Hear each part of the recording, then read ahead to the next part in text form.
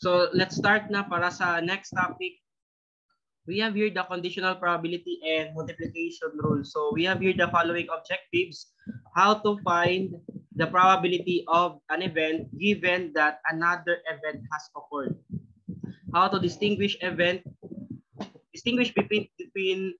independent and dependent events. Then how to use the multiplication rule to find the probability of two events occurring in the sequence. And then how to use the multiplication rule to find the conditional probability. So we have here in this section, we will learn how to find the probability of two events occur in a sequence. Okay, so before you can use this probability, however, you must know how to find the conditional probabilities. Okay, so first, ang conditional probability is the probability of an event occurring given that that another event has already occurred. Okay, duha man ni ka event, ang isa given na nanay nahitabo, and then kuha na to ang event, okay, nga occurring. Okay, so muna siya ang conditional probability. So natay event B occurring, and then ang given that the event A is occurred. So we denote this as probability of B given A. Okay, na-gets ba ang word na given? Naanay nahitabo na event, and then ang isa ka event na B is occurring pa lang. Occurring, nakuha siya. Ang isa na occurred na. So we have here the example para masabtan nato. Two cards are selected in a sequence from a deck of cards. So naka-remember pa mo pila ang deck of cards. Okay? So diri, find the probability that the second card is a queen given that the first card is a king. Nasabtan siya. Make sure that the king is not replaced. So meaning hindi binalik yung card. Hindi siya binalik sa card. Okay? Hopefully nasabtan ni siya ha.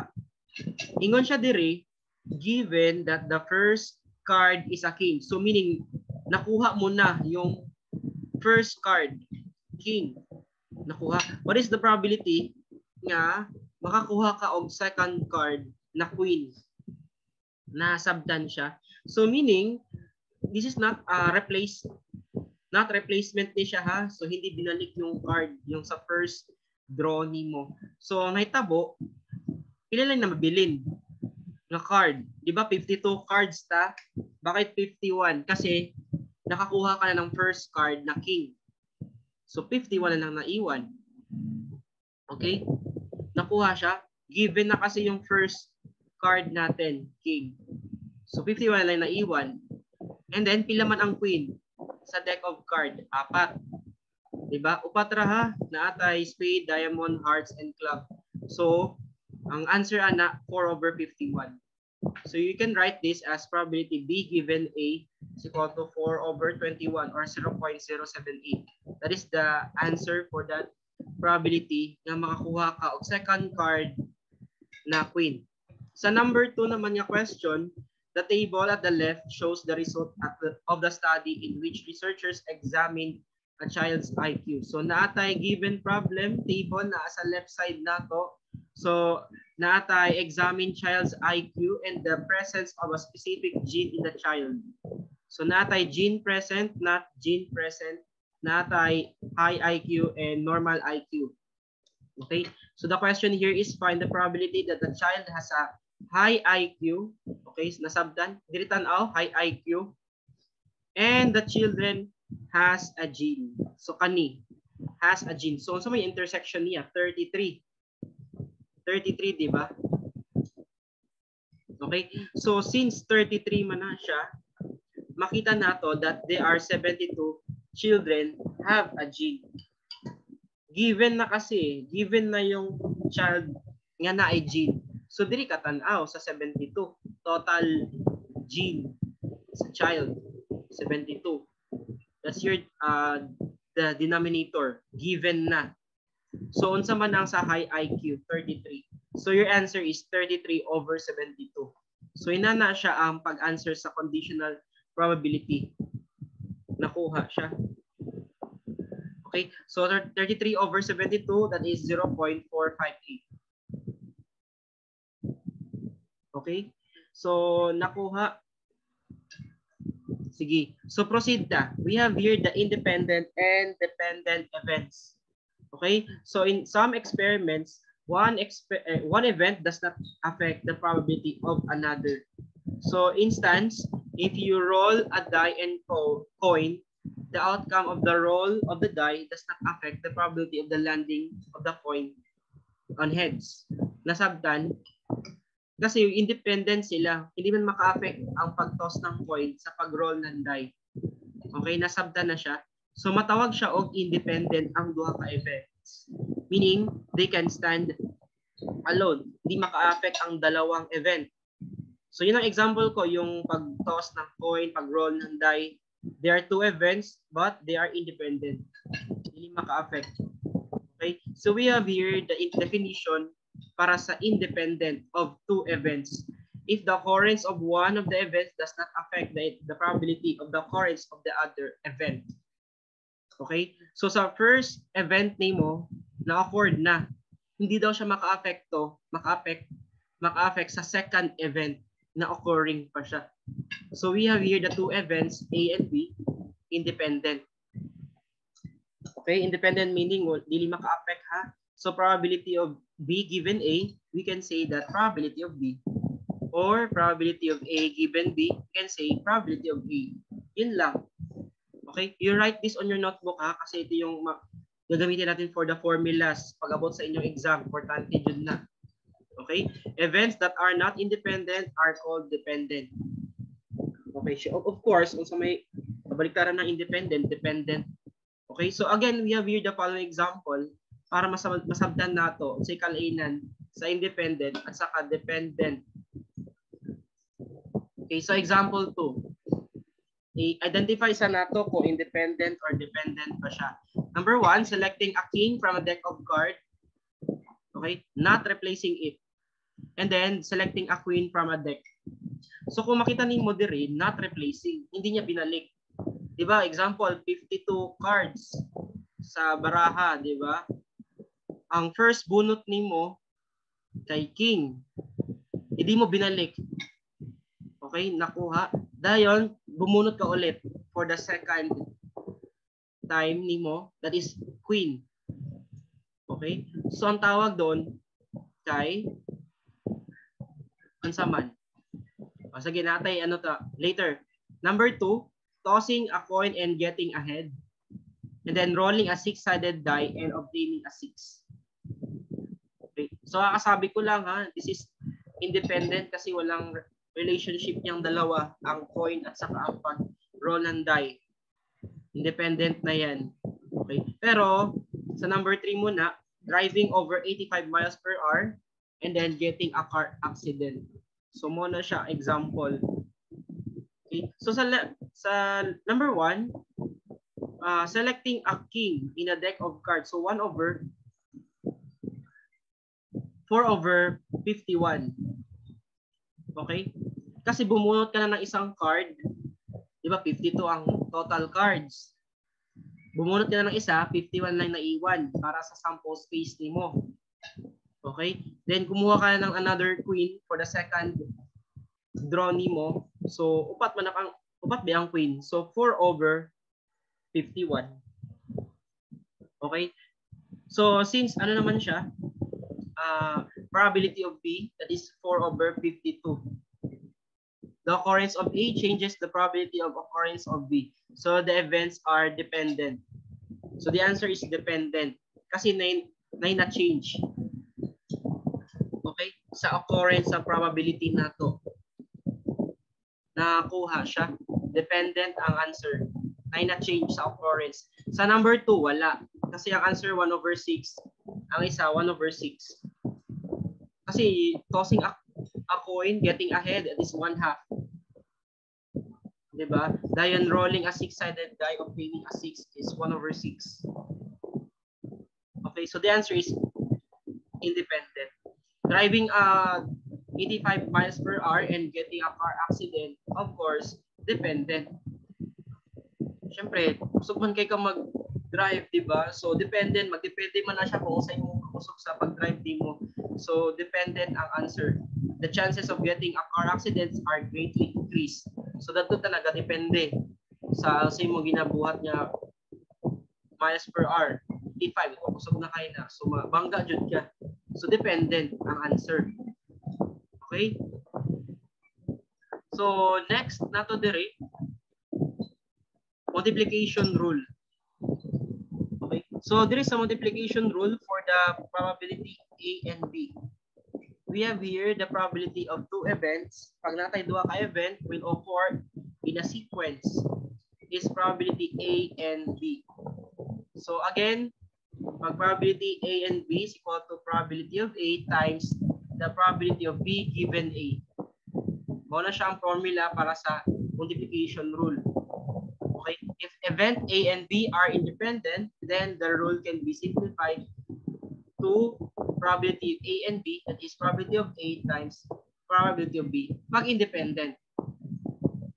Okay? Tumanggod ang formula sa multiplication rule. Pero pag independent gali, ito yung isusulat mo. Okay, this simplified rule can be extended to any number of independent events. So for example, two cards are selected. Okay, so sa deck of card na po na to, duha ang kuha na itong card. Without replacing the first card, so bumunot ka ng isang card. The first card mo, hindi mo binalik. Wala ni mo i-replace. From a standard deck, find the probability of selecting king and then selecting a queen. Okay, na-word ka end. So multiplication rule ta. So probability of selecting a king and selecting a queen. Okay? So of course, dili man siya replace. So the events are dependent. Okay? Not replace. So diri probability of pagkuha sa king 4 over 52. Di ba sa unang bunot nimo sa may probability makakuha king, di ba upat. Unya kay kompleto pa yung cards 52. So nakakuha ka na ng first card, bilan na nabilin 51. Nakuha siya 51 na lang nabilin. So sa may probability makakuha tawag queen 4 over 51. Nakuha siya. So i-multiply nimo ha kay gagamit ang n. So 16 over 2,652. Mao na siya ang multiplication rule nato. So the queen is about 0.006 probability na makuha siya. Okay? So ang next naman nato, a coin is tossed and the die is rolled. So this is independent. Independent. Okay, wala relationship ang duha. Kaning manggod number 1 ay relationship dependent siya kaysa iisang card lang siya ginagamit. Pero sa number 2, magkaiba kasi sila eh. Ang coin saka die sa roll kay magkaiba. So find the probability of tossing a head and rolling a 6. So independent. So pag independent ang ato ang gamiton, you're going to use this multiplication rule. A, probability of A and B is equal to probability of A times probability of B. So, ang nahitabo diri, you just have to multiply ang duha. Kasi probability makakuha tag heads, 1/2. Probability yung makakuha tag 6 sa roll sa die, isa lang, di ba? So 1 over 6. So the answer is 1 over 12 or 0.083. Nakuha siya. So again, practice lang jud ta niya. So the probability of tossing a head and rolling a 6 is about 0.083. Okay? So next,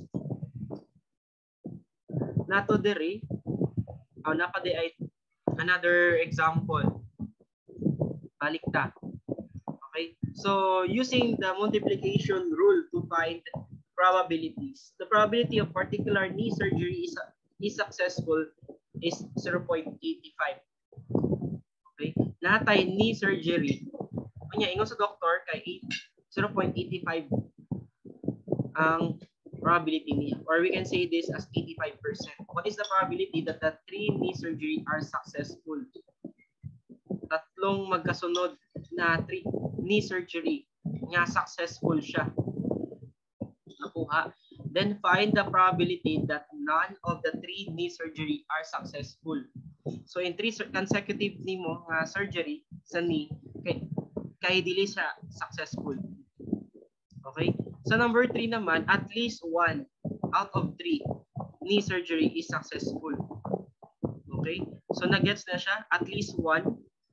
So pwede duha or tulo, basta is at least 1 knee surgery successful. Okay? So number 1, the probability that each knee surgery is successful, 0.85. So you just have to multiply ang tatlo since successful man siya.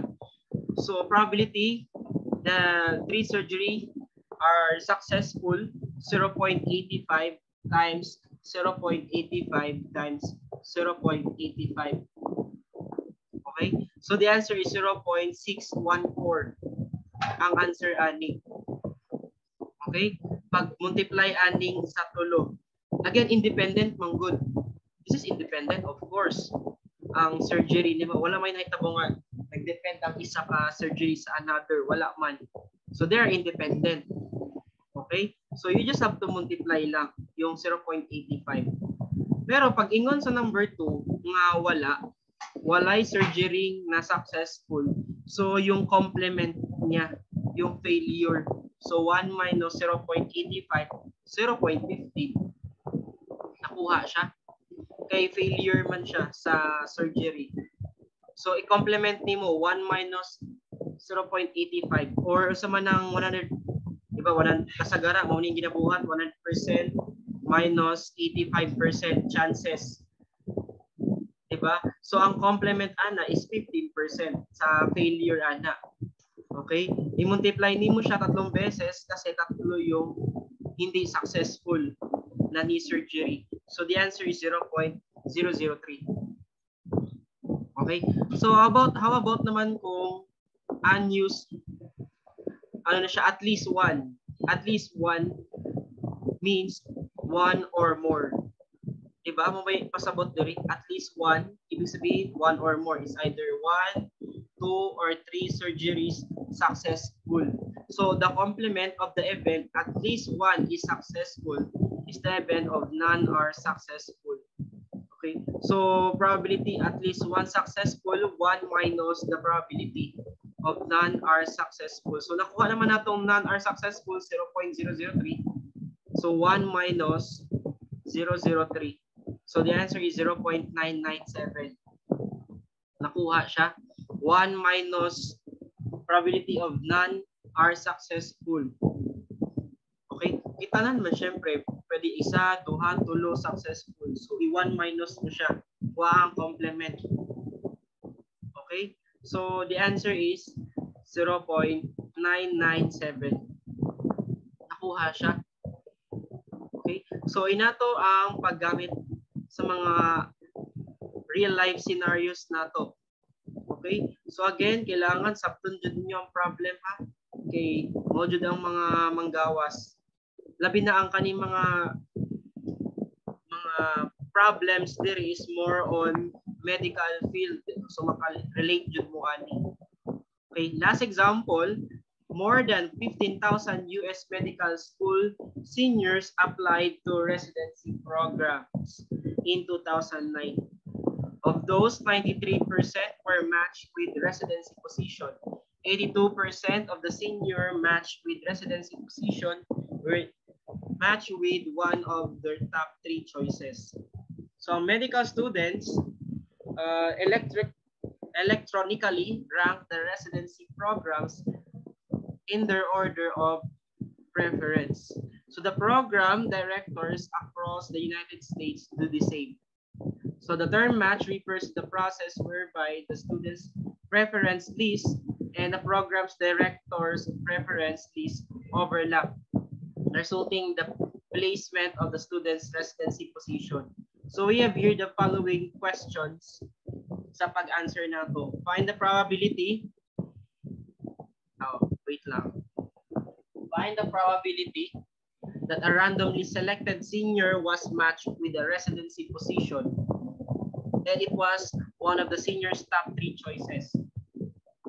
Okay? So, unsa man ang let A na to? Ang A na to match with residency position. Mo na ato i-represent as event A. And then ang event B match with one of the top 3 choices. Mo ni siya na mention niya dire. So kailangan kabulo ka kinsa imong ato i-represent as the event A at saka event B. Okay? So ingon siya dire, ang probability of event A given na 93. Diba? Na-mention niya dire 93. Yan ay residency position. Okay? And then probability of B given A. So given na yung A. Okay? Ang probability of B ha match with one of the 3 top choices. So probability B given A is 0.82. Okay? So since the number 1 are dependent, of course, kasi namanggod sila sa match with residence position, one of the top 3 choices. So dependent. Okay? So pag dependent, kani ang formula nga gamiton nimo ang multiplication rule, probability of A and B, probability of A times probability B given A. Okay? So hopefully nasabtan niya kay nani ang diagram niya or sa Venn diagram, kani ang rectangular nato, mo na siya ang sample space US Medical School Senior. No? And then we have here the event A, kani siya. Ang event A, seniors match with residency position. Mo na event A. O niya, kay subset man na siya.